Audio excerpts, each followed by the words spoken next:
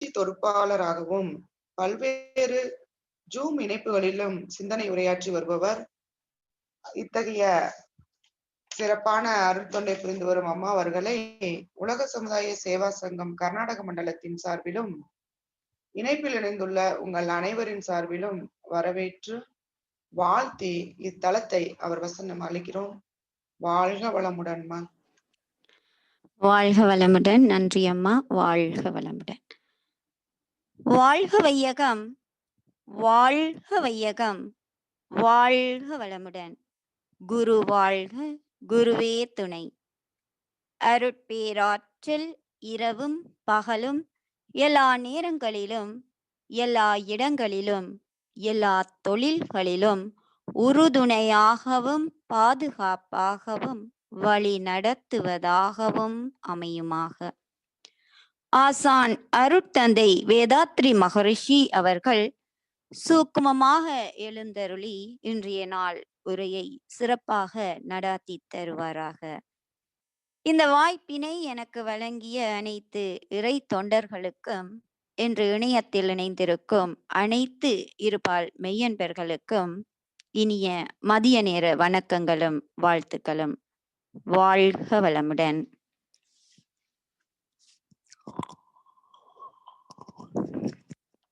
நாம் சிந்திப்பதற்காக தனி மனித அமைதியும் குடும்ப அமைதியும் என்ற விடயத்தை முதலில் எடுத்துக்கொள்வோம். குடும்ப நலம் என்பது குடும்பத்தில் அமைதி வேண்டும், பொருளாதாரத்துறையில் போதிய வருவாய் வேண்டும், ஒருவருக்கொருவர் ஒத்துழைக்க வேண்டும், ஒருவரை ஒருவர் புரிந்து கொண்டு உதவி செய்ய வேண்டும் என்று இப்படியெல்லாம் எண்ணுவது, எதிர்பார்ப்பது குடும்பத்தில் உள்ள தலைவன் தலைவி இவர்களுடைய விருப்பம்.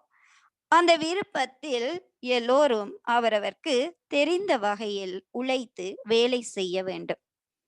ஆனாலும் ஒவ்வொரு நாளும் ஏதோ ஒரு சிக்கல் உடலுக்குள்ளாகவே மனதுக்குள்ளாகவே தனக்கும் குடும்பத்தில் உள்ளவர்களுக்கும் இன்னும் வெளியில் உள்ளவர்களுக்கும் பொருந்தாத நிகழ்ச்சிகள் அடிக்கடி ஏற்படுகின்ற போதெல்லாம் சலிப்படைகின்றார்கள். இந்த சலிப்பு நீங்கி நலம் பெற வேண்டும் என்ற ஆசை வருகிறது. அது வரவேற்க வேண்டிய இயல்பான ஒரு ஆசைதான். ஆனால் எத்தனை பேர் அந்த மாதிரி விரும்பியதை விரும்பியவாறு பெற்று மன நிறைவு பெறுகிறார்கள் என்று பார்ப்போம். 100க்கு 95 பேர் துன்பத்தில் தான் ஆழ்ந்திருக்கிறார்கள். எந்த நேரமும் யாராவது நமக்கு உதவி செய்வார்களா என்று எதிர்பார்க்கிறார்கள். தனக்கு உள்ள துன்பங்களை கொட்டி தீர்ப்பதற்கு யாராகிலும் ஒரு ஆள் கிடைத்தால் கூட கொஞ்ச நேரம் அவர்களோடு பேசி அதை கழிக்கலாம் என்ற அளவுக்கு எத்தனையோ பேர் எண்ணிக்கொண்டிருக்கிறார்கள். தெரிந்தவர்களாக இருந்தால் அதை கேட்டு பார்க்கிறார்கள். 3 நாட்கள் 4 நாட்கள் ஆன பிறகு இவரிடம் போனால் குறையைத்தான் பேசுவார் என்று போய்விடுவார்கள். இதில் எந்த வகையிலும் நிறைவு பெற முடியாது. இந்த உலகம் முழுவதிலுமே பாதுகாப்பு அல்லது நம்பிக்கை என்பது யாருக்காகிலும் இருக்கிறதா? நான் என்னுடைய ஆற்றலை கொண்டு நல்ல முறையில் வாழ முடியும், என்னிடம் அறிவாற்றலும் செயலாற்றலும் பெரிய அளவில் இருக்கிறது என்று துணிந்து நிற்பதற்கு நம்பிக்கை இருக்கிறதா என்று பார்த்தால் அதுதான் இல்லை. எந்த நாட்டை எடுத்தாலும் அது வல்லமையுடைய செல்வந்த நாடாக இருந்தாலும் சரி, பியூன் முதல் ஜனாதிபதி வரையில் அந்த நம்பிக்கை கிடையாது. அந்த அளவுக்கு மனித குலம் தத்தளித்து கொண்டிருக்கிறது. ஒவ்வொரு குடும்பத்தில் உள்ளவர்களும் பொருளாதார துறையில் மேலும் தேவைகள் அதிகரித்து கொண்டே வரக்கூடிய இந்த காலத்தில், பொருட்களின் விலை அதிகமாக உயர்ந்து கொண்டே இருக்கக்கூடிய இந்த காலத்தில், புது புது பொருட்கள் சந்தையில் குவிந்து கொண்டே இருக்கின்ற இக்காலத்தில், அண்டை வீடு பக்கத்து வீடு எல்லாம் அதை வாங்கி கொண்டிருக்கிறது. அதை வாங்கி கொண்டிருக்கின்ற இக்காலத்தில் அதை பார்த்து நாம் வாங்கவில்லையே என்று அமைதி இழந்து தவித்து கொண்டிருக்கிறார்கள். இதை போக்கி மனம் நிறைவாக வாழ வேண்டும் என்ற ஆசை எல்லோருக்கும் தான் இருக்கிறது. ஒரு பூட்டை திறக்க வேண்டும் என்று சொன்னால் அந்த பூட்டுக்குரிய சாவியை கொண்டு முறையாக திறந்தால் தான் திறக்க முடியும். ஆனால் வேறு சாவி போட்டு திறந்தால் என்னவாகும்? அதே போல ஏதோ ஒன்றை நாம் நினைக்கிறோம், அதை பெறுவதற்கு என்ன செய்ய வேண்டும் என்று நமக்கு தெரிய வேண்டும். முதலாவது, நாம் வேண்டுவது சரிதானா, தேவைதானா என்றே தெரியவில்லை. தேவை இல்லாததை எல்லாம் வேண்டி தேவையுள்ளதை எல்லாம் மறந்து போவதனால் தேவையுள்ளதை தேடுவதற்கே நமக்கு ஆற்றல் இல்லாது போகிறது. இது எதனால் வருகிறது? இந்நிலை அறிவின் வறுமையினால் தான் வருகிறது. அறிவு தெளிவாக இருக்க வேண்டும், உறுதியோடு இருக்க வேண்டும், திறமையாக இருக்க வேண்டும். அத்தகைய திறமை வந்துவிட்டால் வாழ்க்கையில் நிறைவு பெறும். இன்றைக்கு உலகம் முழுவதும் உள்ள குடும்பங்களை பார்த்தால் உண்மையிலேயே குறைவு இருக்காது. அப்படி குறைவு இல்லாது நிறைவாக இருக்கும்போது ஒரு குறைவு ஏற்படும் அளவுக்கு அவர்களாகவே ஒரு செயலை உருவாக்கி கொள்கிறார்கள். அப்படி பார்க்கும்போது அறிவின் குறைபாடுகள் 3 வகையில் ஏற்படுகின்றன. அவை அறியாமை, அலட்சியம், உணர்ச்சி வயம் என்று சொல்வார்கள். அறியாமை என்பது குழந்தைகளுக்கும் மனவளம் சரியாக உயராதவர்களுக்கும் இருக்கிறது. இவர்களுக்கு இன்னது செய்தால் இன்னது விளையும் என்பதும், இன்னது வேண்டுமென்றால் என்ன செய்ய வேண்டும் என்பதும் தெரியாது. அதனால் அவர்கள் வாழ்க்கையில் தவறு செய்கிறார்கள். பிறகு திருத்திக் கொள்ள தெரியாமல் தவிக்கிறார்கள். வாழ்க்கையில் அனுபவம் பெற்றவர்கள் அவர்களுக்கு வழிகாட்டி உடனிருந்து உதவி அவர்களை நல்ல நிலைமைக்கு கொண்டு வந்து திறம்பட செய்யலாம். அதைத்தான் பக்தி மார்க்கம் என்று சொல்வது, நம்பி வாழ்வது. அடுத்தபடியாக அலட்சியம். அலட்சியம் என்பதை மடமை, அறியாமை என்று சிலர் சொல்வார்கள். அப்படி அல்ல. இக்னோ என்ற வார்த்தைக்கு பொருள் அலட்சியம் செய்தல் என்பது. நாம் வாழ்க்கையில் அனுபவத்தில் மிக்க அறிவுடையவர்களாகத்தான் இருக்கிறோம். ஒவ்வொரு செயலிலும் ஒவ்வொரு விளைவிலும் நாம் அனுபவம் கண்டு இருக்கிறோம். அந்த அனுபவத்தை வைத்து அதை ஒட்டி செயல் புரிந்தால் துன்பமே இருக்காது. ஆனால் நாம் செய்வது என்ன? பெற்ற அனுபவங்கள் எல்லாவற்றையும் விட்டுவிட்டு இன்றைக்கும் அதே தவறான செயலை திரும்ப திரும்ப செய்து கொண்டிருக்கிறோம். உதாரணமாக, அடுப்பில் பால் வைக்கிறோம். பால் கொதித்தால் பொங்கி போய் விடும் என்று தெரியும். ஆனால் அதற்குள்ளாக அந்த பெட்டியில் உள்ள பொருளை எடுத்து வைத்துவிட்டு வரலாம், அல்லது பக்கத்து வீட்டாரிடம் எதையோ பேசிவிட்டு வரலாம். இன்னும் பால் கொதிப்பதற்கு 5 நிமிடம் ஆகும், அதற்குள் வந்து விடலாம் என்று அங்கே போகிறோம். பாலை மறந்து விடுகிறோம். அங்கே பேச்சு நீளும். அதன் பிறகு பால் பொங்கி அடுப்பில் வழிந்து கரியாகி வாசனை வரும்போது போய் பார்த்துவிட்டு, ஐயோ பால் பொங்கி போய்விட்டதே என்கிறோம். இது ஒரு தடவை 2 தடவை நடந்தது அன்று. இந்நிகழ்ச்சி ஒரு வீட்டில் ஒருவர் அறிய 10 தடவை நடந்திருக்கும். 11வது தடவை இந்நிகழ்ச்சி நடக்காது இருப்பதை பார்த்து கொள்ள வேண்டும் என்று நினைக்கிறோமா? மீண்டும் மீண்டும் அதையே தான் செய்து கொண்டிருக்கிறோம். அதே போல ஒரு வேளை சாப்பாடு கொஞ்சம் அதிகமாக சாப்பிட்டு மறுவேளைக்கு சாப்பிட முடியாமல் தவிப்பது, அல்லது சாப்பிட்ட சாப்பாடே ஜீரணமாகாதிருக்கும் போது பொறுக்க முடியாது வேதனையான உணர்வு, அஜீரணம், அதிலிருந்து உடம்பு வலி, தூக்கமின்மை இவையெல்லாம் வருவதை பார்க்கின்றோம். இந்த அனுபவம் யாருக்கு இல்லை? சந்தர்ப்பம் வந்தால் இனி இது நன்றாக இருக்கிறது, அது நன்றாக இருக்கிறது என்று மீண்டும் சாப்பிடுகிறோம். ஒரு காலத்தில் நமக்கு வருவாய் இருந்தது, அந்த வருவாய்க்கு ஏற்ற செலவு செய்தோம். இப்பொழுது வருவாய் குறைவாக இருக்கிறது, அல்லது செலவு அதிகமாக இருக்கிறது. இப்போது செலவை குறைத்து கொண்டால் போதும், அல்லது ஒரு பொருள் இல்லாமலேயே இருந்தால் போதும் என்பது நன்றாக தெரியும். இருந்தாலும் அது எப்படி? அண்டை வீட்டினர் அப்பொருளை வாங்கி விட்டார்களே என்று உணர்ச்சி வயப்பட்டு கடனை வாங்குகிறோம். கடன் வாங்கி பொருளை வாங்குகிறோம். ஆனால் அவரவர்களுக்கு அறிவு இருக்கிறது, அவரவர்களுக்கு தேவை இருக்கிறது.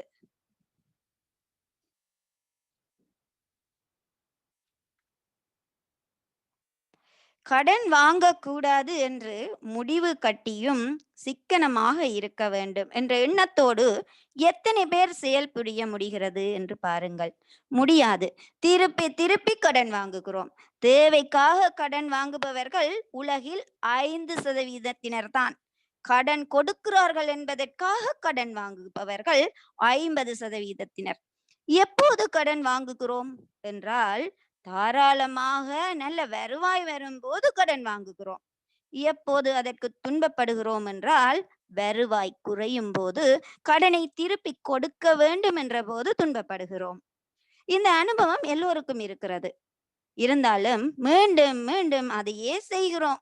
நமக்கு ஏற்பட்ட அனுபவத்தை மனதில் கொண்டு, இனி இதை செய்யக்கூடாது, அதைத்தான் செய்ய வேண்டும், இந்த அளவில் தான் செய்ய வேண்டும் என்று முடிவு செய்து அதன்படி செயலாற்ற முடியாதா?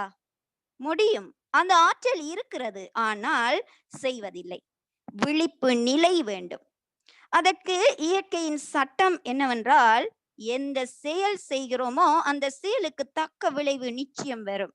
எந்த அளவில் செயல் செய்கிறோமோ அந்த செயலுக்குள்ளாகவே விளைவு ஒளித்து வைத்துக்கொண்டு வெளிப்படுத்துவது எதுவோ அதுதான் எல்லாம் வெல்ல இறையருள். நாம் செயல் செய்கிறோம்.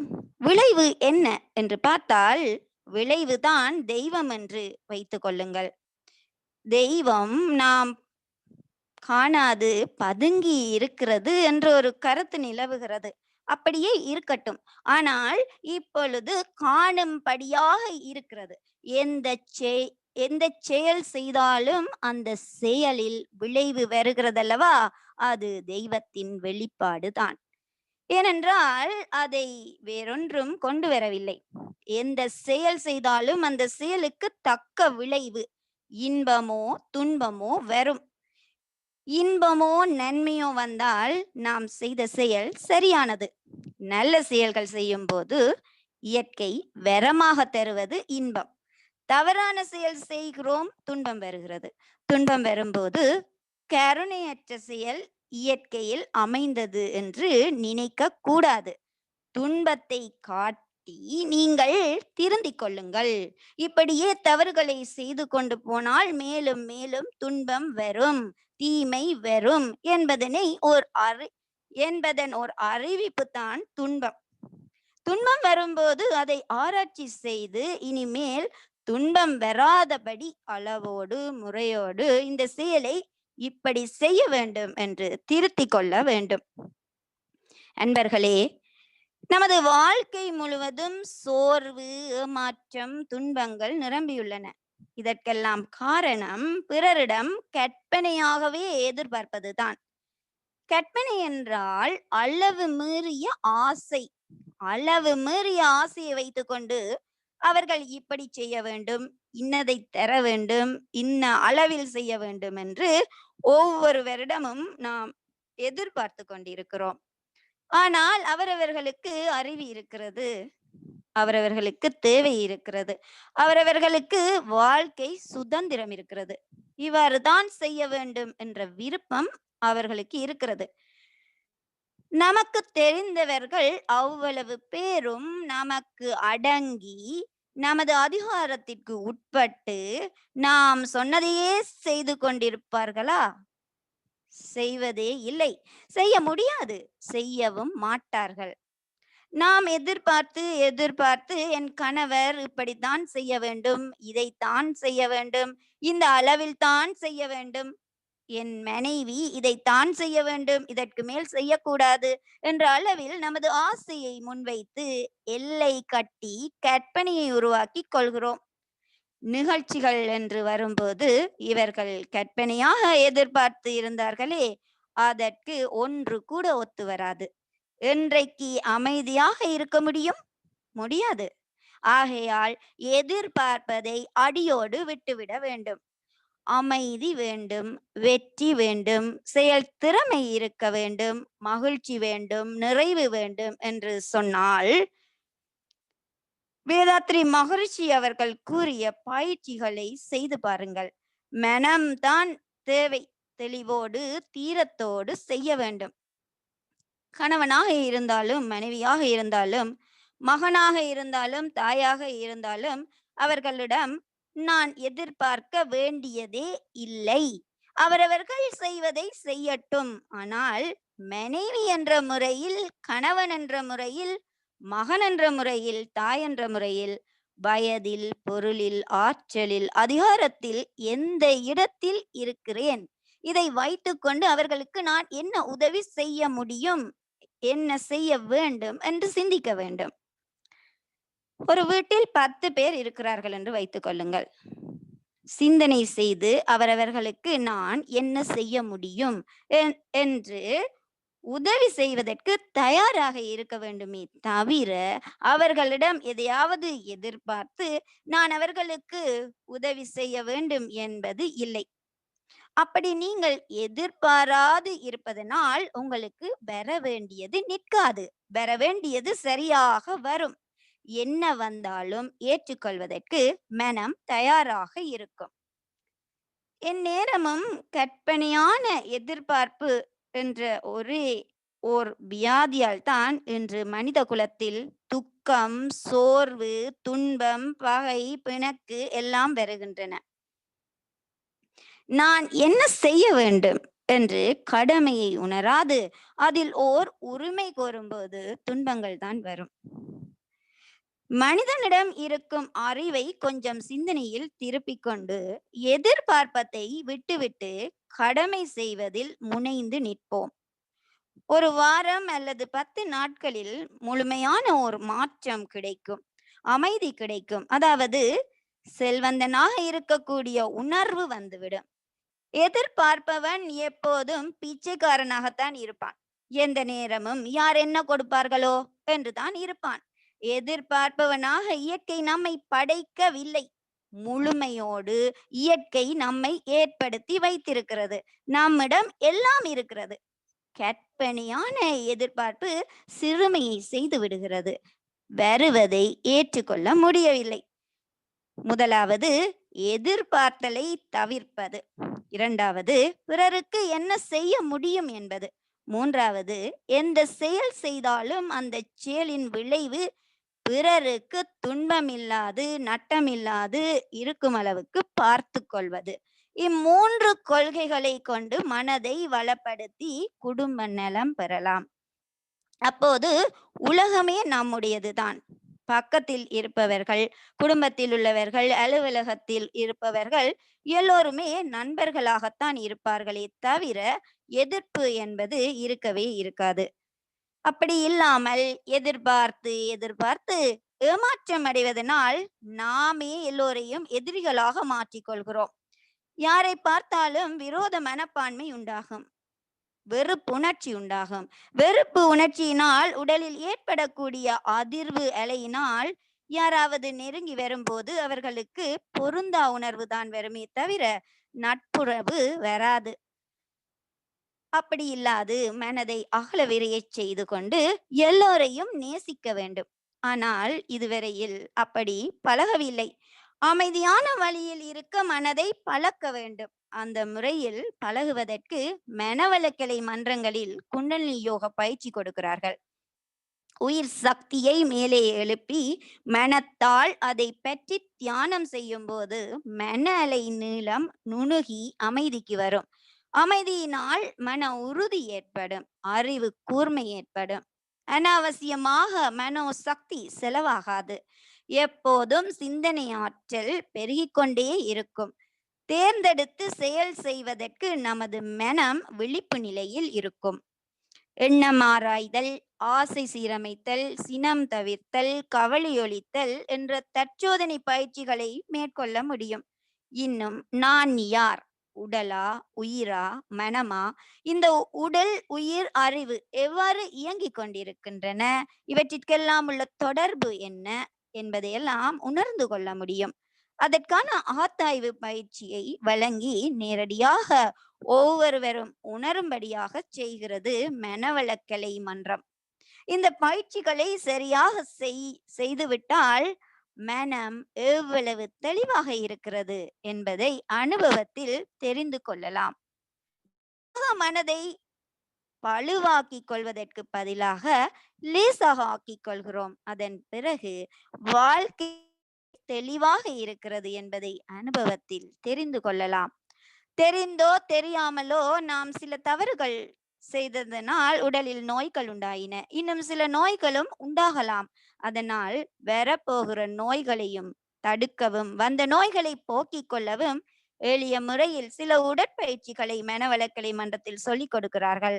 உடற்பயிற்சிகளை கற்றுக்கொண்டு இரத்தோட்டம், வெப்போட்டம், காற்றோட்டம் இவைகளை சரிப்படுத்தி உடலுக்கும் உயிருக்கும் நட்பை சரியாக வைத்துக் கொண்டால் உடல் எப்போதும் நலமாக இருக்கும். உடல் நலமும் வேண்டும், மனவளமும் வேண்டும். மனவளம் இல்லையானால் ஒருவருக்கொருவர் விரோதம், திட்டுவது, கோபம் இவையெல்லாம் உண்டாகும். உடல் நலம் இல்லையானால் எந்த நேரமும் துன்பமாகத்தான் இருக்கும். எந்த வேலையும் செய்ய முடியாது. ஆக்கமிழந்த மனிதனாகத்தான் இருப்போம். உடல் நலமும் வேண்டும், மனநலமும் வேண்டுமென்றால் திடீரென்று வந்துவிடாது. விலைக்கு போய் வாங்க முடியாது. உடல் நலம் வேண்டும் என்று நினைப்பவர்கள் மருத்துவரிடம் போய் மாத்திரை வாங்குகிறார்கள் என்று வைத்துக் கொள்ளுங்கள். மாத்திரை சாப்பிட்டால் உடல் நலமாகிவிடும் என்று நினைத்து கொள்கிறார்கள். உடல் நலம் என்பது மாத்திரையால் வந்து விடாது. ஏதோ அந்த சமயத்தில் சில நோய்களை போக்கும் என்பது சரிதான். அவரவர்களே உடலில் உள்ளத்தில் இருக்கக்கூடிய சக்தியை நல்ல முறையில் வெளிப்படுத்தி அந்த ஆற்றலை கொண்டே உடலில் உள்ள வியாதிகளை போக்கிக் கொள்ளலாம். உணவு, உழைப்பு, உறக்கம், உடலுறவு, எண்ணம் இவைகளை அளவோடும் முறையோடும் வைத்து கொண்டால் நோயே வராது. நோய் வந்தாலும் தடுத்து கொள்ளலாம். இவற்றையெல்லாம் தெரிந்து பழகிக் கொள்வதற்கு பயிற்சி வேண்டும். ஒரு சத்சங்கம் வேண்டும். அதற்கேற்ற ஒரு நிலையம்தான் மனவளக்கலை மன்றம். குடும்பத்தில் உள்ளவர்கள் ஆணாக இருந்தாலும் சரி, பெண்ணாக இருந்தாலும் சரி, மனதை வளப்படுத்திக் கொள்வதற்கு, உடல் நலத்தை பெறுவதற்கு, அதன் மூலமாக குடும்ப நலம் உயர்வதற்கு ஒரு நல்ல வாய்ப்பு. எத்தனையோ கோயில்களுக்கு போகிறீர்கள், சினிமாவுக்கு போகிறீர்கள். இதுவரைக்கும் என்னென்ன வந்தன? மனவளக்கலை மன்றத்தில் பயிற்சி எடுத்து பாருங்கள். கணக்கு போட்டு பாருங்கள். மனவளக்கலை மன்றத்திற்கு வந்ததால் என்னென்ன நன்மைகள் வந்தன? சினிமாவுக்கு, கோயிலுக்கு போனதால் என்னென்ன நன்மைகள் வந்தன? 2 மாதங்கள் கழித்து மனதிற்கு தெளிவோ, அமைதியோ, வெற்றியோ, மகிழ்வோ இருக்கிறது என்றால் அதை பின்பற்றி வாருங்கள். இல்லை, இதைவிட எனக்கு கோயிலுக்கு போனதானால், சினிமாவுக்கு போனதனால் நன்றாக இருக்கிறது என்று சொன்னால் இன்னும் சில நாட்களுக்கு அதையே தொடருங்கள். ஆனால் மனவளக்கலை மன்றம் மனிதனை மனிதனாக்க வல்லது. மனதை திடப்படுத்த வல்லது. மனம் திடம் இல்லாததனால்தான் வாழ்க்கை சிக்கல்களை புரிந்து கொள்ள முடிவதில்லை, தாங்கிக் கொள்ள முடிவதில்லை, அதை போக்கிக் கொள்ள முடிவதில்லை. அப்போதுதான் சினம் உண்டாகிறது, துன்பம் உண்டாகிறது. மனதிலே நல்ல வலு இருக்குமேயானால் இதையெல்லாம் தானாகவே போக்கிவிட முடியும். உங்கள் கையில் ஏதேனும் பொருள் இருக்குமேயானால், ஒரு விருந்தினர் வந்துவிட்டால் அச்சமில்லை. உட்காருங்கள், இதை சாப்பிடுங்கள், அதை சாப்பிடுங்கள் என்பீர்கள். உங்கள் கையில் பொருள் இல்லையானால் எப்படி இருக்கும்? சோர்வு இருக்கும். அதே போல மனம் வளமாக இருக்குமேயானால் ஏதேனும் புதிய சிக்கல்கள் தோன்றும் போது அதை சோர்வு இல்லாது தாங்கிக் கொள்ளலாம். பிறருடைய வாழ்க்கை சிக்கல்களை நாம் போக்கிவிட முடியும் என்ற அகம்பாவமும் யாருக்கும் வேண்டாம். அவரவர்களே போக்கிக் கொண்டால்தான் முடியும். அதற்கு மற்றவர்கள் உதவி செய்ய முடியும், ஒத்துழைக்க முடியும். ஒரு கிணத்திற்கு இன்னொரு கிணற்றிலிருந்து குழாய் மூலம் நீரை செலுத்தி நிரப்ப இயலாது. அந்த கிணறு நிறையாது. அதனுடைய ஊற்று வந்தால்தான் எப்போதுமே கிணறு நிரம்பும். ஒருவருக்கு ஏதோ ஒரு சிரமம் இருக்கிறது, 10 ரூபாய் கொடுத்தோம், அந்த சிரமம் போய்விட்டது என்பது இல்லை. இன்றைக்கு 10 ரூபாய் கொடுத்தோம் என்றால் நாளைக்கு 20 ரூபாய் கொடுக்க வேண்டிய நிலை வரும். ஒவ்வொருவருடைய உள்ளமும் ஒரு பெரிய சுரங்கம். அறிவாலும் ஆற்றலாலும் அதை வளர்க்க வேண்டும். அதைத்தான் மனவளக்கலை மன்றம் செய்கிறது. உடலாலும் மனதாலும் மனிதனை மேல் நோக்கி வரச் செய்ய அவர்கள் செய்ய வேண்டிய செயல்களை எல்லாம் வழிப்படுத்தி வாழ வைக்க தேவையான பயிற்சிகளை வழங்குகிறது. வினையின் காரணமாக மனிதன் முன் செய்த செயல்களின் பதிவின் காரணமாக செயல் செய்துவிட்டு துன்பப்பட்டு கொண்டு இருக்கின்றான். துன்பத்தில் இருந்து மீள்வதற்கு தவித்து கொண்டிருக்கிறான். திருமூலர் ஒரு கவியில் சொல்கிறார், திளைக்கும் வினைக்களல் தீர்வுறு தோணி இளைப்பினை நீக்க இரு வழியுண்டு, கிளைக்கும் தனக்கும் அக்கேடில் புகழோன் விளைக்கும் தவம் அறம் மேற்றினையாமே. மனிதன் வினைக்கடலில் தத்தளித்துக் கொண்டு இருக்கிறான். குடும்பம், வாழ்க்கை என்ற தோணியை வைத்துக்கொண்டு வினைக்கடலை நீந்துகிறான். ஆனால் முடியவில்லை. சோர்ந்து போகிறான். அந்த நேரத்தில் அந்த இளைப்பை நீக்கி உற்சாகம் கொடுத்து வினைக்கடலை கடந்து வெற்றி பெற செய்வதற்கு 2 வழிகள் உண்டு. வினைகளை மாற்றி அமைக்க வேண்டுமானால் தவம், அறம் தேவை. மனிதனானவன் அவன் செய்யக்கூடிய தவம், அறம் என்ற 2 வழிகளால் அவனும் வினைக்கடலை தாண்டி போகிறான். கிளைகள் என்பது குழந்தைகள். குழந்தைகள் கூட இந்த வினைக்கடலிலிருந்து மீள்வதற்கு இதுவே வழிவகுக்கும். அகத்தவத்தின் மூலமும் நல்ல செயலை தேர்ந்து நல் விளைவை கொண்டு விளைவறிந்து விழிப்போடு ஆற்றக்கூடிய செயல்கள் மூலமாகவும் மனிதன் வினைக்கடலிலிருந்து தப்பிக்க முடியும். அமைதியாக வாழ முடியும். தானும் வாழ முடியும், பிறரையும் வாழ வைக்க முடியும். தனக்கு பின்னால் வரக்கூடிய குழந்தைகள் கூட நல்ல முறையில் வாழ முடியும். அத்தகைய முறையில் சிறப்பாக வாழ்வதற்கு நல்ல பயிற்சி வேண்டும். அதை கேட்டுக்கொண்டே இன்னும் எவ்வளவு காலத்தை போக்குவது? கதை கேட்டுக்கொண்டே இன்னும் எவ்வளவு காலத்தை போக்குவது? மீண்டும் மீண்டும் கதை கேட்பதை விட்டுவிடுங்கள். பிறருடைய கதையை கேட்கும்போது கொஞ்சம் உற்சாகமாகத்தான் இருக்கும். நம்ம சொந்த கதையை கேட்கலாமே, அவரவர்கள் கதையை பார்க்கலாமே. நான் எங்கே இருந்து வந்தேன், எப்படி வாழ்கிறேன், எங்கே போவேன், ஏன் இங்கே வந்தேன், ஏன் போக வேண்டும், வாழ்கின்ற காலத்துக்குள் வந்த வேலையை முடிக்க வேண்டுமே, எந்த வேலையை முடிக்க வேண்டும் என்று அப்போதுதான் தெளிவு வருகிறது. பிறர் மேலேயே குறை கண்டு கொண்டு இருந்தால் குறையுள்ள வாழ்க்கையாகத்தான் இருக்கும். என்றிலிருந்து பிறரை குறை கூறுவதையோ, பிறருக்கு கட்டளையிடுவதையோ, பிறரிடமிருந்து எதிர்பார்ப்பதையோ அடியோடு விட்டுவிடுங்கள். 1 மாதத்திற்கு விடுப்பு கொடுத்து விடுங்கள். இனி யாரை பற்றியும் குறை கூறுவது இல்லை, யாருக்கும் கட்டளையிடுவது இல்லை, யாரையும் வற்புறுத்துவது இல்லை. அமைதியாக வாழ்க்கையை நடத்த வேண்டும், வெற்றியோடு வாழ வேண்டும், எல்லோரிடமும் நட்புடன் இருக்க வேண்டும் என்று சொன்னால் பிறரை குறை கூறுவதை, இன்னொருவரிடம் வாதம் செய்து கொண்டு இருப்பதை தவிர்ப்பது நல்லது. நல்லதுக்கு சரி என்று சொல்வது போல் தீயதுக்கு சரி என்று சொல்லிக் கொண்டு இருப்பதும் வாழ்க்கையை வீணாக்கிவிடும். நீங்கள் இதை செய்ய வேண்டும், எனக்காக நீங்கள் இப்படித்தான் நடக்க வேண்டும் என்பது கட்டளை, அது கூடாது. எனக்கு இது வேண்டும், இதை கொண்டு வாருங்கள், அப்போதுதான் செய்வேன் என்ற அளவுக்கு வற்புறுத்தல் கூடாது. குறை கூறுதல், கட்டளையிடுதல், வற்புறுத்துதல் என்ற 3ஐயும் ஒழித்து விட்டோம் என்று சொன்னால் நாம் எல்லோருக்கும் நல்லவர்களாக மாறிவிடுகிறோம். உலகமே நமக்கு நட்பாக மாறிவிடும். அந்த முறையில் நம்மை மாற்றி அமைத்துக் கொண்டால்தான் அமைதி வரும்.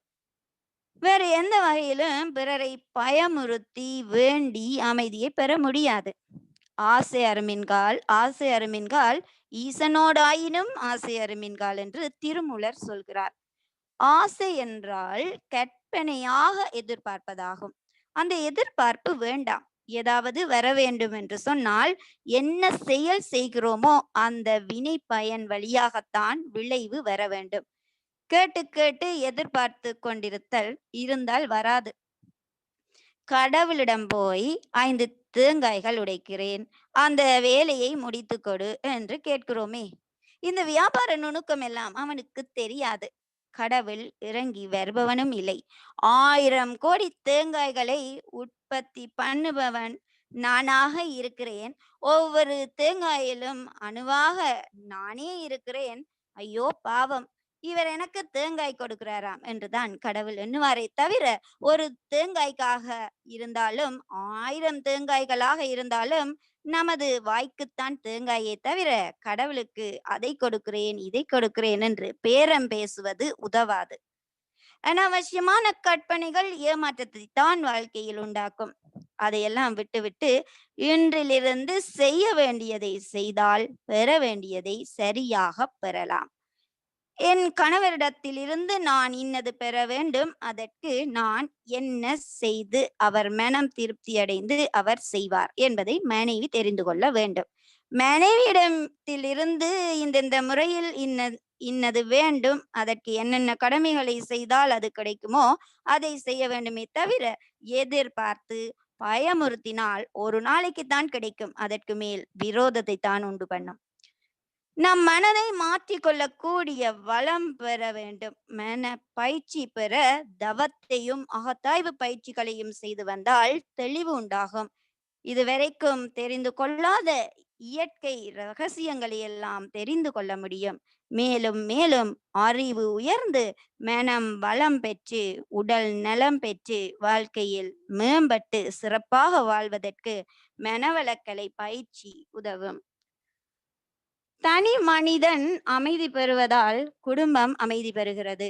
குடும்பம் அமைதி பெறும்போது சமுதாயம், ஊர், உலகம் அமைதியடையும்.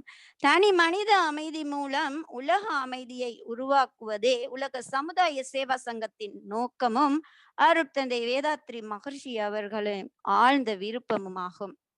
ஆகவே மனவளக்கலை அன்பர்களாகிய நாம் அனைவரும் காயகல்பம், உடற்பயிற்சி, தவம், தற்சோதனை ஆகிய மனவளக்கலை பயிற்சிகள் அனைத்தையும் செவ்வனே செய்வதன் மூலம் தனி மனித அமைதி பெறுவதுடன் உலக அமைதி ஏற்படுவதற்காக சிறப்பான முறையில் தொண்டாற்ற வேண்டும் என கூறி இன்றைய நாள் உரையாற்றுவதற்கு வாய்ப்பளித்த எல்லாம் வல்ல இறைநிலைக்கும் குருவர்களுக்கும் நன்றி கூறுவதுடன் கர்நாடக மண்டல தலைவர் உட்பட அனைத்து அருட்தொண்டர்களுக்கும் நன்றிகளையும் வாழ்த்துக்களையும் தெரிவித்துக் கொண்டு இன்றைய நாள் நிகழ்வில் இணைந்துள்ள இருபால் மெய்யன்பர்களும் அவர்களின் அன்பு குடும்பமும் அருட்பேராற்றல் கருணையினால் உடல் நலம், நீளாயுள், நிறை செல்வம், உயர் புகழ், மெய்ஞானம் ஓங்கி வாழ்க வளமுடன், வாழ்க வளமுடன் என வாழ்த்தி எனது உரையை நிறைவு செய்கிறேன். வாய்ப்புக்கு நன்றி. வாழ்க வளமுடன். வாழ்க வளமுடன்மா. தனி மனித வாழ்வில் இன்றைய குடும்பங்கள் சந்திக்கும் நிறைய சிக்கல்களையும் அவற்றிற்கு நம் அருட்தந்தை மனவளக்கலையில் கூறிய தீர்வுகளையும் மகரிஷி அவர்களின் சிந்தனை வழி நின்று சிறந்த சிந்தனை உரை அளித்தீர்கள். மிக்க நன்றிமா. நன்றிமா. வாழ்க வளமுடன். வாழ்க வளமுடன்மா. தற்போது கேள்வி பதிலுக்கான நேரம். நண்பர்கள் தங்கள் சந்தேகங்களை கேட்கலாம். கேள்வி கேட்க விரும்புபவர்கள் ஹேண்ட் ரைஸ் பட்டனை ஆன் செய்யுங்கள். கேள்விகளுக்கு நீங்கள் தயாராவதற்கு முன்பாக இன்றைய அறிவிப்புகள். இன்று மாலை 4:15 பஞ்சேந்திரிய தவம், 4:45 உலக சமாதான வாழ்த்து 108 முறை, 4:55 இம்பாக்ட் ஆஃப் பிளானட்ஸ் என்ற தலைப்பிலே ஸ்கை அசிஸ்டன்ட் ப்ரொஃபசர் நரசிம்மையா அவர்கள் கன்னட மொழியிலே சிந்தனை உரையாற்ற இருக்கிறார். நாளை மதியம் 2 மணிக்கு ஸ்கை ப்ரொஃபசர் பானுமதி அவர்கள் உயிர் சக்தி செலவாகும் வழிகள் என்ற தலைப்பிலே சிந்தனை உரையாற்ற இருக்கிறார். மீண்டும் நாளை 4:55 கன்னட மொழியிலே ஸ்கை அசிஸ்டன்ட் ப்ரொஃபசர் குங்குமரேகா அவர்கள் டாக் அண்ட் கான்சென்ட்ரேஷன் என்ற தலைப்பிலே உரையாற்ற இருக்கிறார். தற்போது கேள்வி பதிலுக்கான நேரம். அம்மா ரொம்ப தெளிவான உரையாற்றி இருக்கீங்க போல, யாரும் ஹேண்ட் ரைஸ் பண்ணலம்மா. வாழ்க வளமுடன். யாரும் கருத்துக்கள் கூற விரும்பினாலும் கூறலாம்.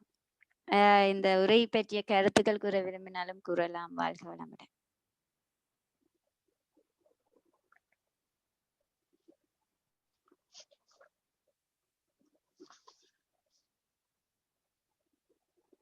வனஜா சுவாமிநாதன் அவர்கள் அன்மியூட் பண்ணிட்டு அம்மா கூட பேசலாங்கம்மா. வாழ்க வளமுடன். அம்மா, வாழ்க வளமுடன். உங்களுடைய இனிமையான குரலில் எங்களை எல்லாம் உங்கள் பக்கம் இழுத்து விட்டீர்கள். நம்முடைய மகரிஷியினுடைய கருத்துக்களை தெல்ல தெளிவாக கூறியுள்ளீர்கள். மிகவும் நன்றி அம்மா. வாழ்க வளமுடன். உங்கள் சேவை இனிதே திறம்பட எல்லோருக்கும் போய் சேரட்டும். வாழ்க வளமுடன். நன்றிம்மா. மிக்க நன்றி. வாழ்க வளமுடன். வாழ்க வளமுடன்மா. நிகழ்ச்சிகளை நிறைவு செய்து கொள்ளலாம். நிகழ்ச்சிகளை நிறைவு செய்வதற்கு முன்பாக தனி மனித அமைதியும் உலக அமைதியும் என்ற தலைப்பிலே சிந்தனை உரையாற்றிய ஸ்கை துணை பேராசிரியை சாய்ராம் ஆத்மஸ்ரீ அவர்களை மன்ற முறைப்படி வாழ்த்த கடமைப்பட்டுள்ளோம். நாம் அனைவரும் துரிய நிலைக்கு வந்துவிடலாம்.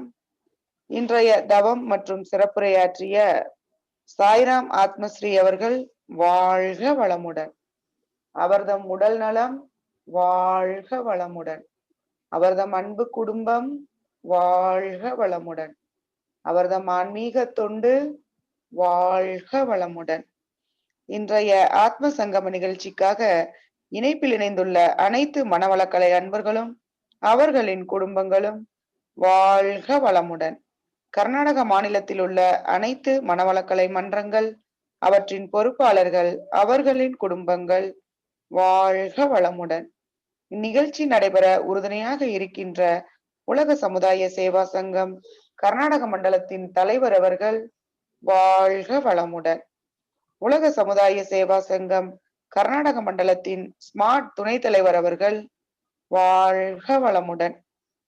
உங்களிடமிருந்து விடைபெறும் முன்பாக உலக நல வாழ்த்து. நாளை மீண்டும் 2 மணிக்கு இறையோடு இணையலாம் வாருங்கள்.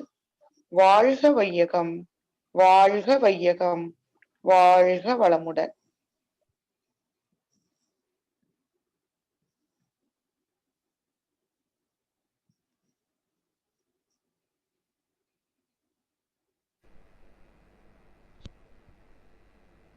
உலகமெல்லாம் பருவமழை ஒத்தபடி பெய்யட்டும். உழவரெல்லாம் தானியத்தை உவப்புடனே பெருக்கட்டும். பல தொழில்கள் புரிகின்ற பாட்டாளி உயரட்டும். பகுத்துணர்வில் தொகுத்துணர்வு பண்பாட்டை உயர்த்தட்டும். கலகங்கள் போட்டி பகை கடந்தாட்சி நடக்கட்டும். கல்லாமை கடன் வறுமை களங்கங்கள் மறையட்டும். நலவாழ்வை அளிக்கும் மெய் ஞான ஒளி வீசட்டும். நம் கடமை அறவாழ்வின் நாட்டத்தே சிறக்கட்டும். நம் கடமை அறவாழ்வின் நாட்டத்தே சிறக்கட்டும். நம் கடமை அறவாழ்வின் நாட்டத்தே சிறக்கட்டும். வாழ்க வையகம், வாழ்க வையகம், வாழ்க வளமுடன்.